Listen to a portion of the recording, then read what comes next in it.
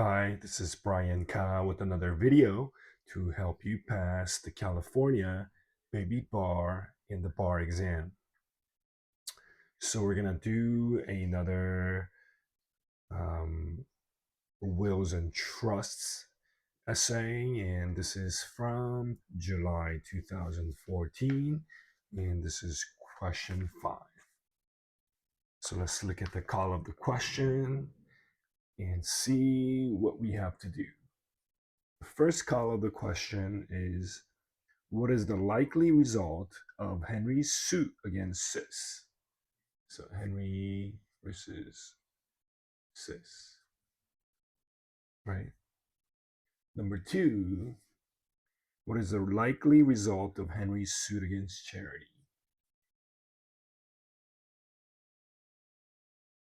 Okay. And number 3, what rights, if any, does Henry have in the trust assets? Discuss. So Henry's rights in the trust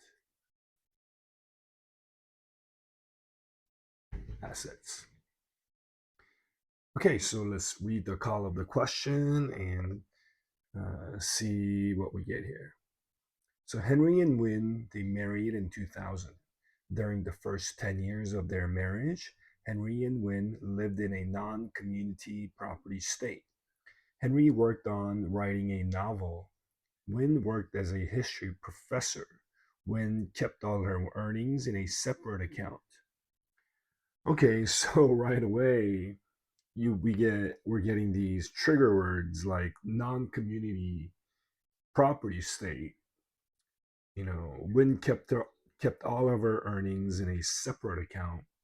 So right away, this should tell us that this is going to somehow talk about community property law.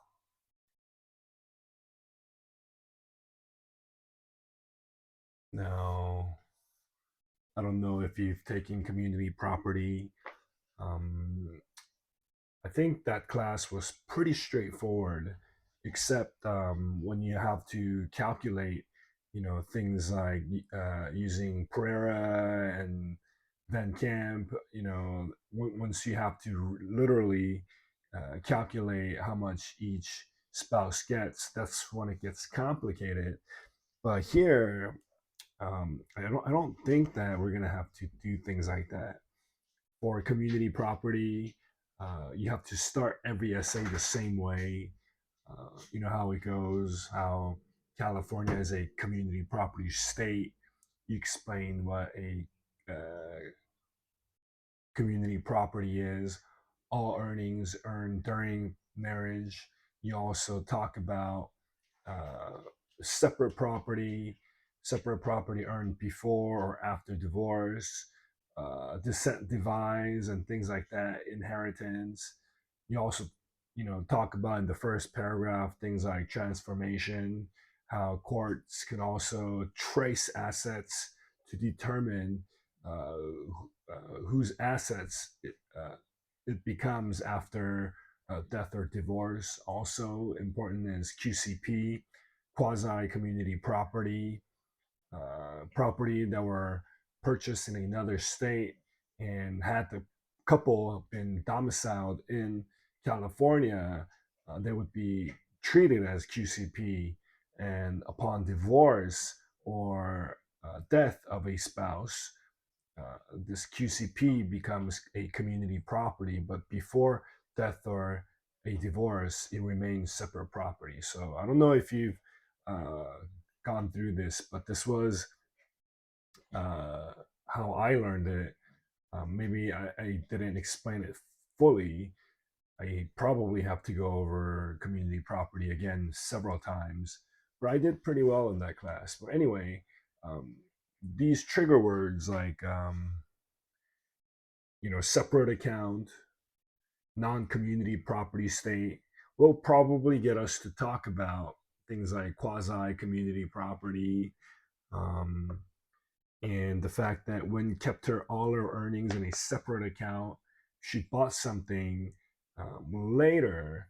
then because this is a community property state, all earnings earned during marriage becomes community property, and uh, upon divorce or separation, according to QCP, these property becomes community property, meaning it's going to be um, divided 50% to each spouse.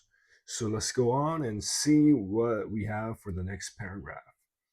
So eventually, Henry gave up on the novel, and he and Wynne moved to California. Okay, Wynne then set up an irrevocable trust with the $100,000 she had saved from her earnings during the marriage. She named Sis as trustee and Henry as co-trustee. She directed that one half of the trust income was to be paid to her for life, and that the other one half was to be paid to charity, to be spent only for disaster relief, and that at her death, all remaining assets were to go to charity. So this is another issue triggering fact pattern, and that this is when the fact pattern starts explaining what happened to the trust, who made the trust, what was the trust rest, who was the settlor, things like that, without explaining or telling us that this was a valid trust. Usually, or most of the times, means that we're going to have to analyze whether this was a valid trust. So the first thing is valid trust, right? And again, you're going to have to memorize what constitutes as a valid trust. Um, First, you're going to have a settlor, right? You're going to have an ascertainable beneficiary, and obviously you're going to have trustees, right? And valid trust purpose, one which is not illegal, right? So let's see. Do we have everything here? I think I forgot trust rest. Right. What's the actual property at issue? So this test of whether this was a valid trust, we're going to have to go through each element and explain to the bar graders that we do understand what it takes to set up a valid trust, and we do understand what a settlor is. Um, a settlor is the person that's creating the trust, right? So here, Wynn is the one that set up an irrevocable trust. So this passes. Are the beneficiaries ascertainable? So who's the beneficiary here? So it was going to be paid to her, Wynn, for her life, paid to her for life, and that the other one half was to be paid to charity. And these, both of these uh, beneficiaries are ascertainable, so it passes the second test. Who are the trustees? We have Sis as trustee and Henry as the co-trustee. So trustees element is obviously satisfied. And what was the trust purpose? It was to pay, right? Um, Win for life, plus to pay charity, right, for disaster relief.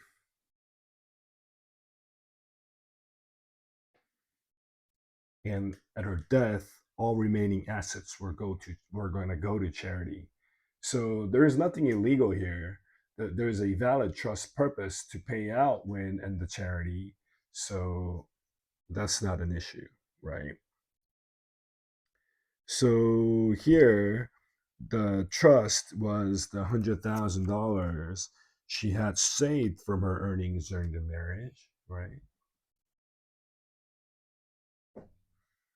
That was what the property or asset in the trust was. So it also satisfied the trust rest element. So looking at all this, does this pass the valid trust test? Yes, it does. So this is a check mark.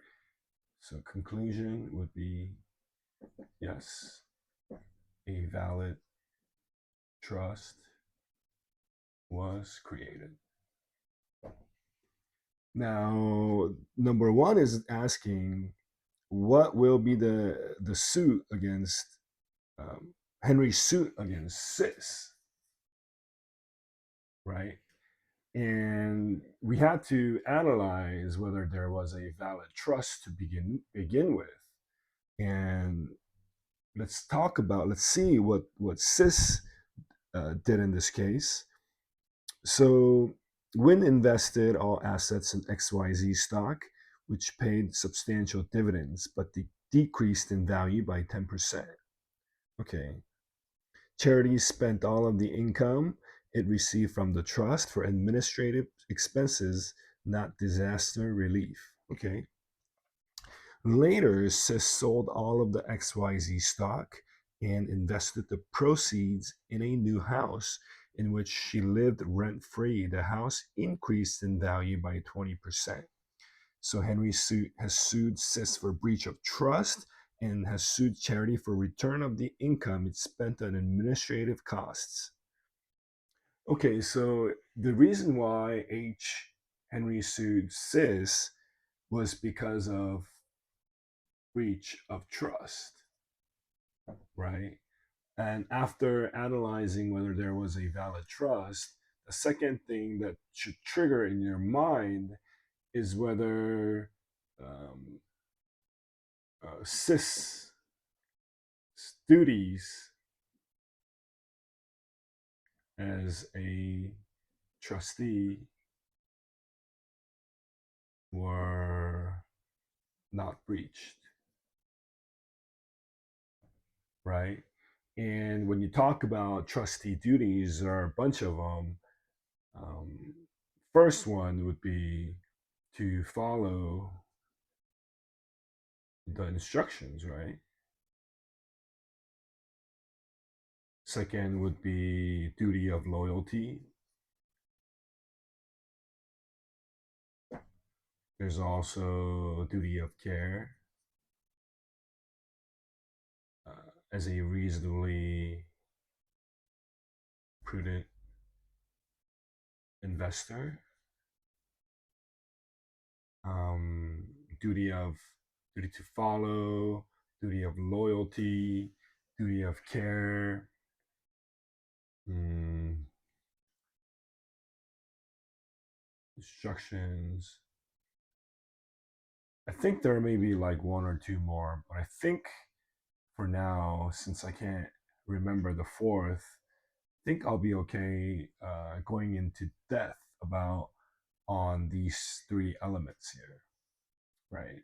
Definitely the duty of loyalty. You can't enrich yourself, basically, right? Um, you have to follow the instructions. So the first, I would talk about, you know, type of trust and establish that since this is not a discretionary trust,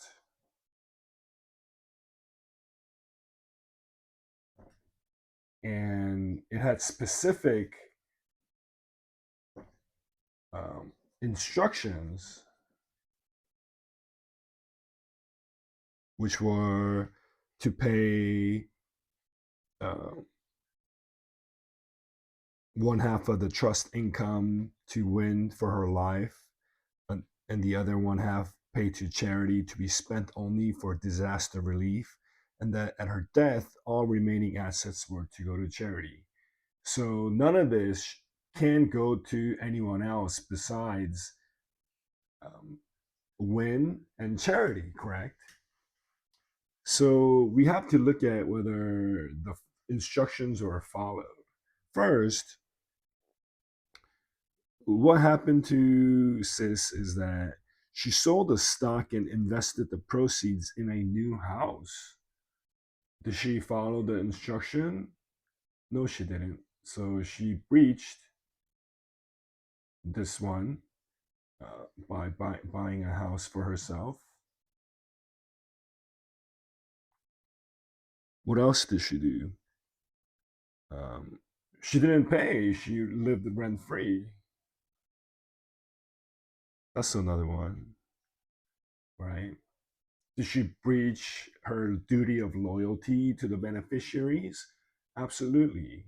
Again, she was supposed to stay loyal to her beneficiaries by following the instructions,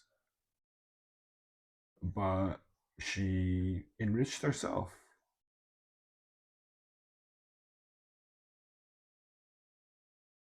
And lastly, duty of care. She was supposed to act as a reasonably prudent investor, you know, and the outlines, I don't know what you have, some outlines have what would be considered a, a reasonably prudent investments. And it has things like investing in a blue chip stock versus something that's more volatile, and the list goes on and on. But here, the facts we get is basically, um, instead of you know acting as a reasonably prudent investor or a trustee, she invested in herself. That's the problem. And when you invest in yourself, obviously the duty of care has been breached.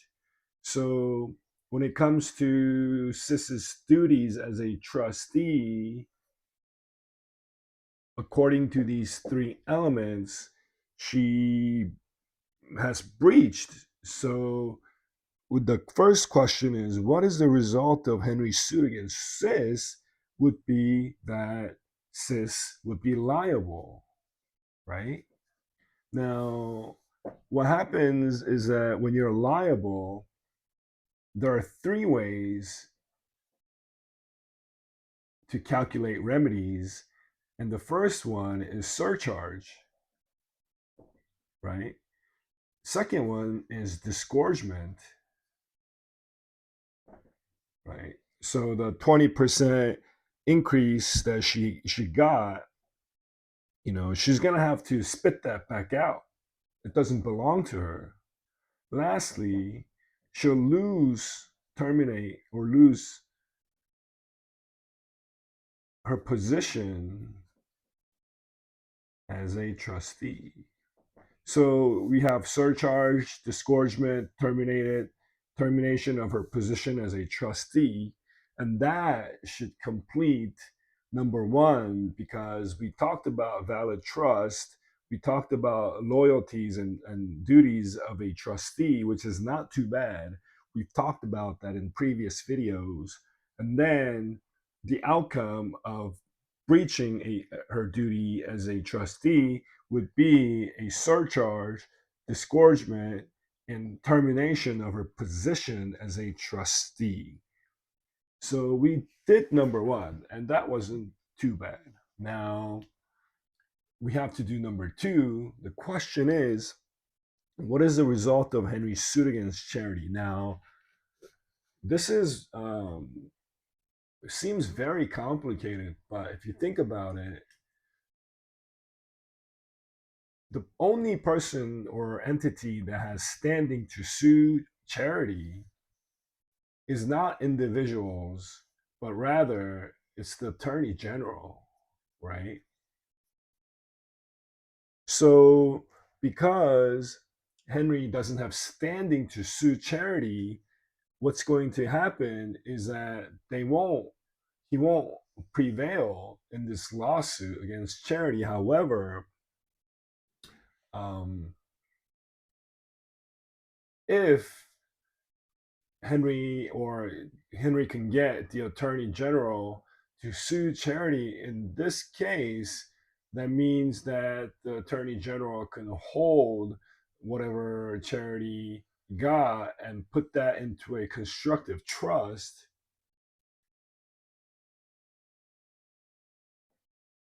And obviously, we talked about constructive trust and equitable lien like so many times in remedies, so that should be very fresh in your head.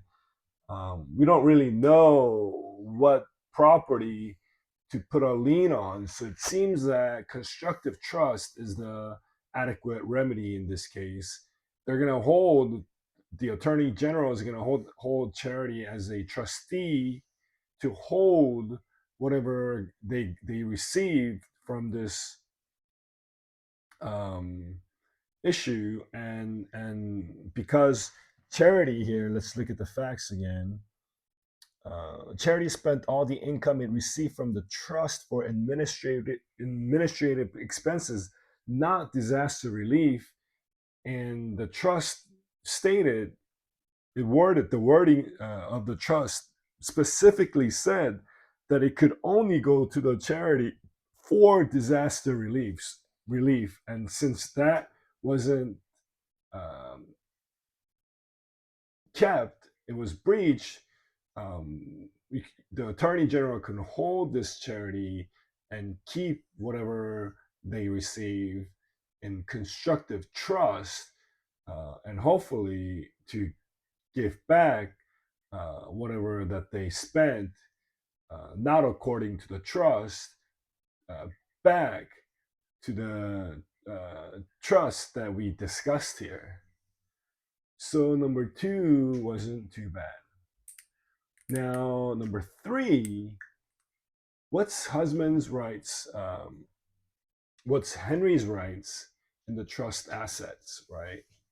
Now, when we began this essay, we talked about how this could be a community property issue, um, because here, what happened was that Wynne was the one that set up this revocable trust.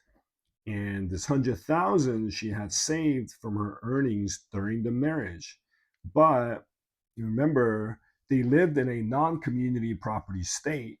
So how do we um, figure out who gets what?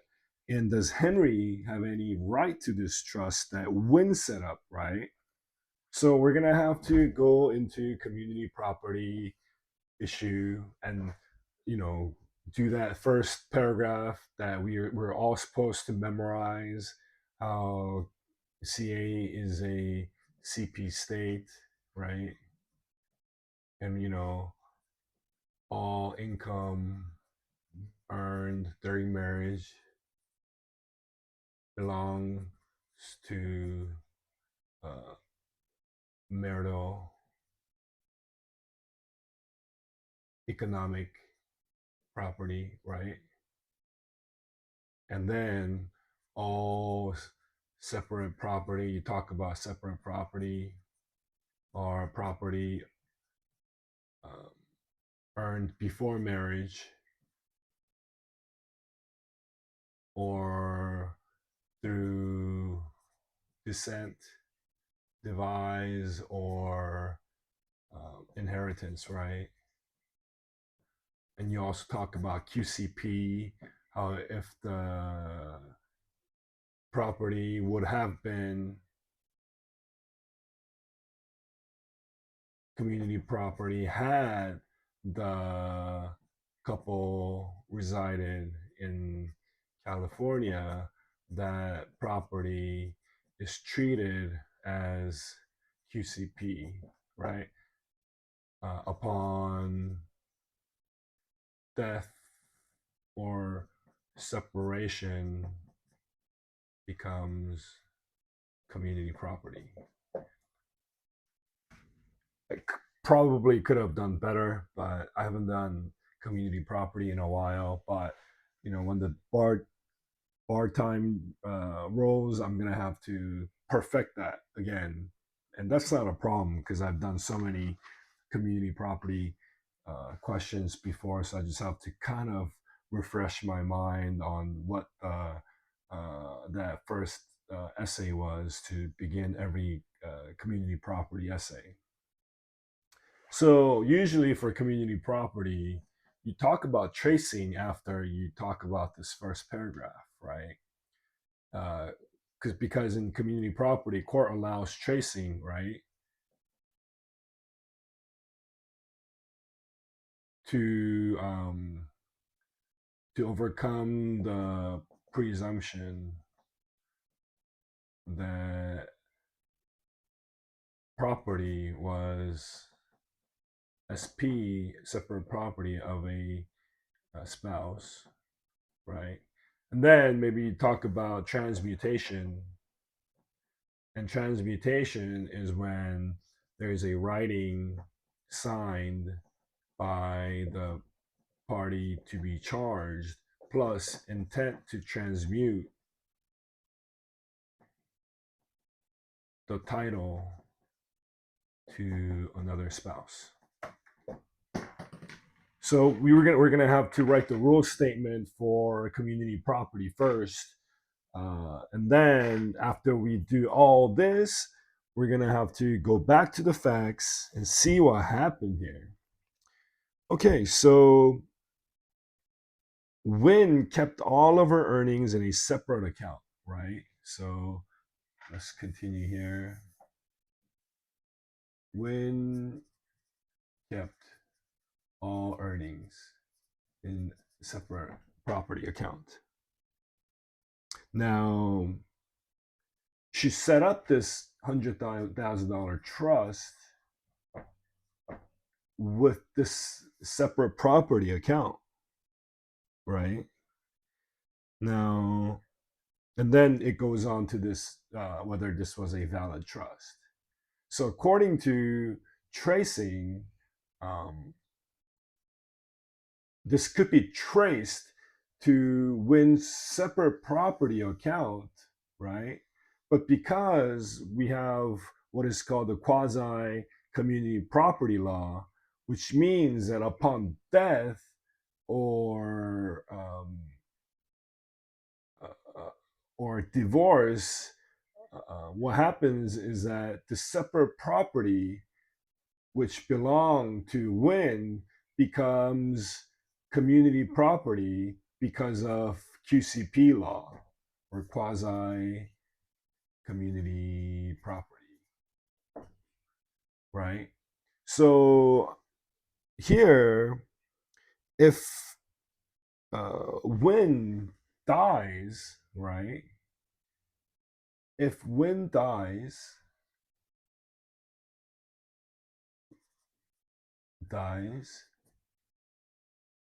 this becomes CP, and Henry would get 50,000. Upon divorce, Henry would also get 50,000. But the facts don't tell us that they got divorced or whether Henry Wynn died. So what happens is that this 100,000 stays as separate property of Wynn's, but if upon divorce or breakup or death, Henry would be able to claim 50,000. But for now, he gets nothing. So that was a little bit of memory check. I haven't done community property in about I think it's been like at least like 7 8 months, maybe more.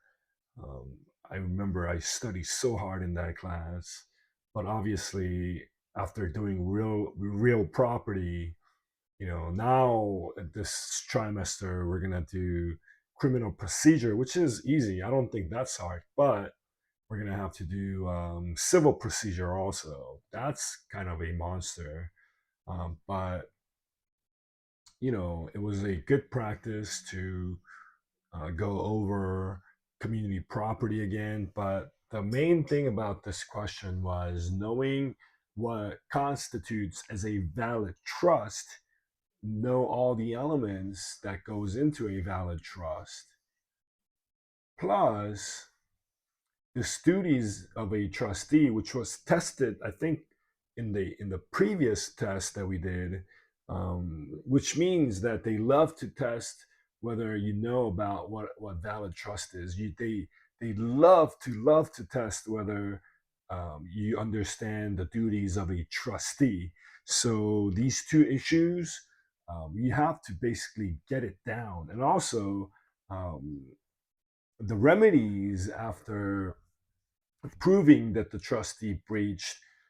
I think that's also very important, and it's understated a lot of times. But you have to know the terms surcharge. You have to know disgorgement. That's an important one, and obviously, if the trustee breaches, they're gonna be removed, or their position as a trustee could be terminated. So, yeah, with that, I think that completes this essay. And I hope that this was another video that was helpful to you. And I'll see you in the next video.